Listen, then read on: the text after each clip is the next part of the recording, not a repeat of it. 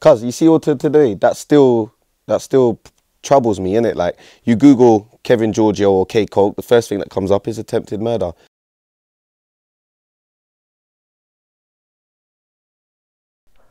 I want to say good afternoon to my bro.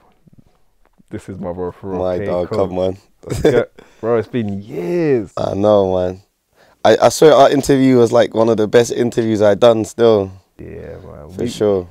It was amazing. 'Cause I remember when I first met you, I remember hearing about you. Yeah. And I remember I came there. We went to that massive studio complex. Yeah. And I remember what made me laugh is that your alarm. Remember your alarm must have like rung in the and it's like, yo, this is the time that I was gonna wake up. You know what I'm saying? I was like, yeah, good thing that man wasn't paying attention to the alarm. But it was just like, it's funny how far the game's changed from then, man. Yeah. Like, it's I'm just happy you're back making music. Nah, trust me, man. Like, you know what I mean? How'd you feel about the time away from the music industry, and what were you kind of like doing that you could speak of within that time? Bro, to be fair, that my time away, I was going through a lot of stress at the time. I caught a couple cases. I didn't even know if I was still going to be on road or not. Ended up, I met someone, I got into a serious relationship with someone, had another daughter and that, and I was just kind of dealing with real life. You get me? Like, it's not that I fell out of love with music. I fell out of love with what came with music for a while. Do you get me? And I just had personal issues I felt like I needed to deal with, and I just took a step back to deal with that. You get me? Okay, when you say like real life, just like everything, cases, dealing with relationships with certain people and friends and family, and the cases took a lot out, man. I was on bail for a whole year for a certain thing, then I got nicked for another thing, and there was just a lot of things that factored into me having to take that time out. Do you get me? To just focus on myself and build myself back again. You get me? When you're taking that time out, are the friends sticking around, or they just kind of like disappear? The real ones are, you get me? The ones that were there for that other thing fell off, you get me? But I just sat around. In a way, it was kind of like a blessing for me just to sit back and watch who was who. Do you get what I'm saying? So yeah, man, it was that. So are you still in a relationship that you were in before? Nah, just come out of that recently still. Yeah. That's not easy, bro. Trust me. It's not easy. And I think that's one thing about as men. Like, yeah, we can be hard and that, but we always need that soft. Yeah, come on. Man and man, you know. You get me? I don't know what kind of people everyone else is, you get me? But every man needs a gal, or, do you know what I'm saying? So, yeah, it's that. When you're dating somebody, but you're known, is she dating Kevin, is she dating K Koke? Yeah, it's hard to find the balance, you get me? 'Cause at the same time, there's the image that comes with the whole rapper thing. I don't know, it puts a lot of strain on the relationship, do you get me? Where I felt like I had to make my relationship sort of public to make her feel more comfortable, do you get what I'm saying? So there's a lot of factors to come into play when you're in the public, you get me? There's a lot of pressure and strain and that. But you've been blessed with a daughter, so that's an amazing For sure, thing. come on. Let's talk about, like, because I was kind of like out of it, the Sony deal. Yeah. When you got signed, there weren't no rappers like you on the label. Yeah, for sure. Or being played on the radio. At all. Yeah. And you, at that time, we ain't gonna go there, but at that time you had like, you had songs with like popular artists. Yeah. Obviously Bridget, out to Bridget, Rita, and Maverick. Yeah. Maverick, he's on a new project again, right? Yeah. Okay, cool. And Wale. That's it. Yeah. So when the deal kind of like falls apart, or did you know it was coming? Like, how did you feel at that time? How did that? To be fair, like, it's halfway through it, like like when I first signed, everything's amazing, wonderful, it's all going great. Then 3 months later, I'm in jail. Then everything just turns around from there. Do you get what I'm saying? Literally, like, it's not fun anymore. It's become an issue. Do you get what I'm saying? Like, I'm worried about certain things. I don't know what's happening here, how these lot are feeling over there. The feds are not leaving me alone. It was a number of factors, you get me? And the whole thing just, it went from great to the sour, and it was just going down and down and down. I could sense that eventually this was just gonna crumble, do you get me? Cause you remember when we had the interview? You remember, innit? I 100% feel like the industry in general don't understand the streets. You get me? But the streets is what's popping right now. Cause everyone's trying to do something urban. You get me? If you look around, everyone's all trying to do this gritty stuff, but they don't understand the streets. You get me? Yeah, I personally feel like that. That must make it must be a constant battle. Of course, it's much harder for an artist like me, innit, because they don't understand, innit. So we gotta be hands-on in everything that's going on. You get me? Have to be 100% hands-on everything that's going down. We want in it. Like we have to be. We're the one that's calling the shots right now. No, personally. How does that struggle? You know, it's like there's never seems to be that balance of okay, we get it, Mr. Koke. It seems like it was always like no, we don't. Do you understand? How do you work with that? Man, but they seem to think they get it majority of the time, you get me? That's where the fucking problem is, you get me? But I don't know, bro, we're just grinding, innit, you get me? Like, I don't know, we're gonna make it happen, innit, our way, one way or the other, we're gonna make it happen, you get me? And we will make them understand, somehow. For real, where man is right now is due to man, innit? Like, no, everything I've done up till now is off the back of man's own thing, stuff that we built from the start. We pushed this, innit, and we're gonna lay the blueprint out for everyone else to come up, but underneath, man, you get me, or behind, man, or however way you wanna put it, you get me. Man was very frustrated at that time, and do you know what I'm saying? So it was around that time I knew things weren't going right. Do you get what I'm saying? Like, well, how they were supposed to. Yeah, me on the outside, I kind of knew something was going on, but for your energy, I didn't know why you were so pissed. I knew you were pissed. But I didn't know why you were feeling super frustrated, man. I'm supposed to be doing all these crazy things. Everybody thinks I'm doing all these crazy things, but behind the scenes, I'm not really doing much. Do you get me? The label's got me doing things I was doing before I was signed. Feds are shutting down every show. No one can help me. Wireless got pulled. It was one problem after the other, and nobody could help me. Everyone's advice to me is just be quiet. Just don't say nothing about it. Just be cool. Just be cool. Keep it under the...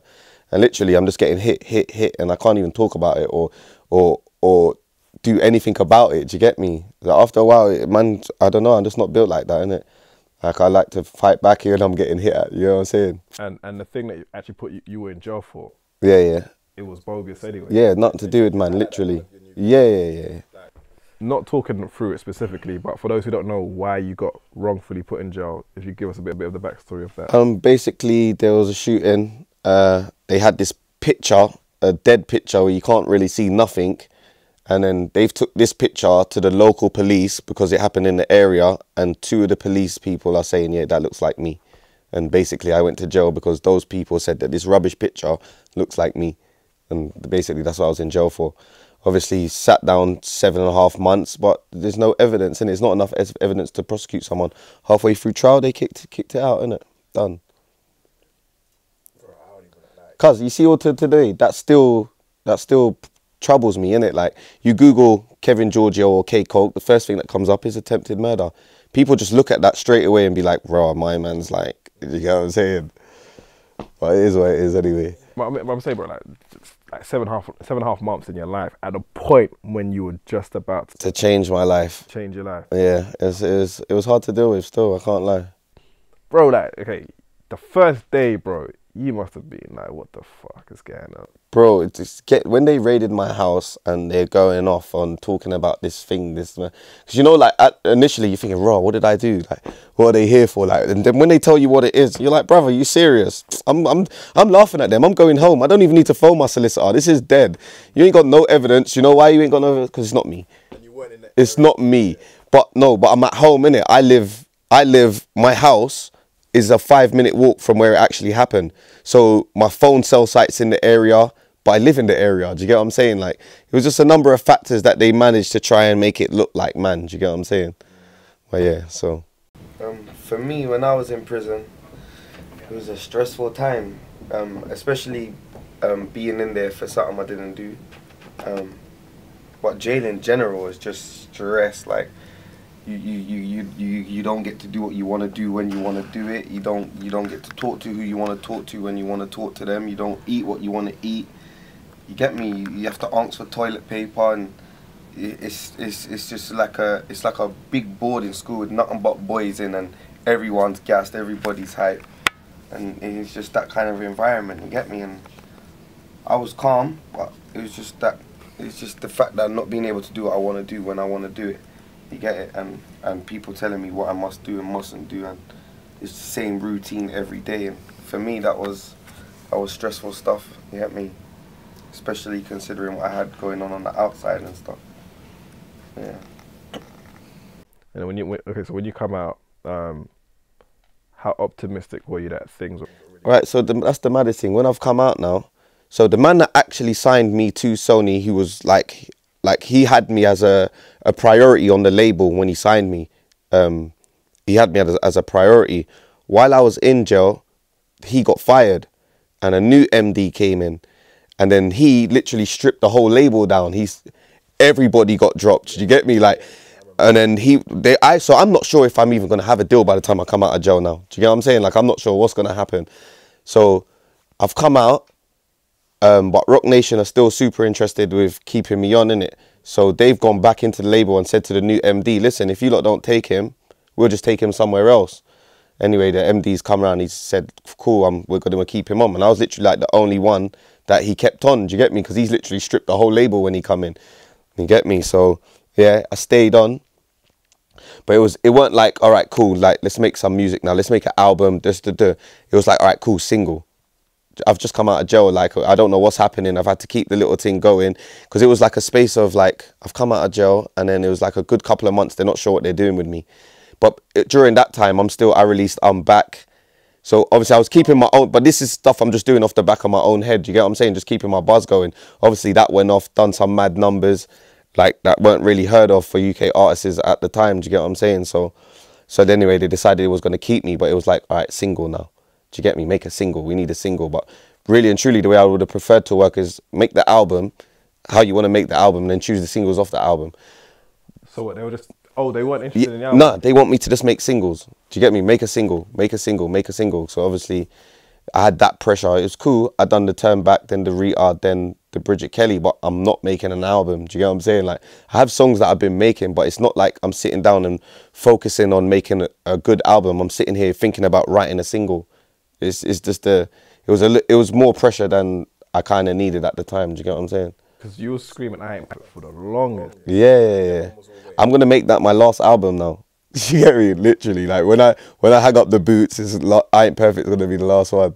Yeah, because I remember that point, the part when you talk about like everything being stripped. That must have been maybe like 2012, 2013. Yeah. They got rid of everyone. Like basically all the black acts got taken out. Yeah. Most of them still, like, everyone. I remember even Loic phoned me like, yo, are you still on? Like, and I was kind of like, yeah. And he was like, raw, like, they dropped me kind of thing, you get me? Dropped him, Bluey. But they would have dropped me as well. If it weren't for like Ty walking in there and saying, listen, if you're not going to take him, we'll take him somewhere else. And obviously they've got Jay-Z giving them the gas. They're like, all right, cool, we'll have him, innit? Kind of thing, do you get what I'm saying? Yeah, I remember that time was, it was interesting. But again, like I said, I think at that point it was definitely gigs, and then it was all you in terms of that hardcore road rap, whatever you want to call it. Yeah.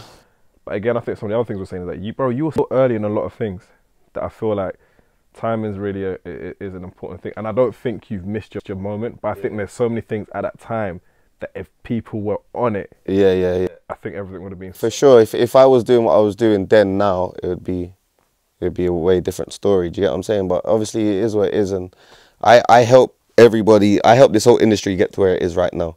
You get me? Facts, and I'm happy to say that. Do you get what I'm saying? Okay, so I'm gonna play devil's advocate. Yeah. What makes you feel to say that then? Everything, bro. I was one of the most listened to rappers, bro.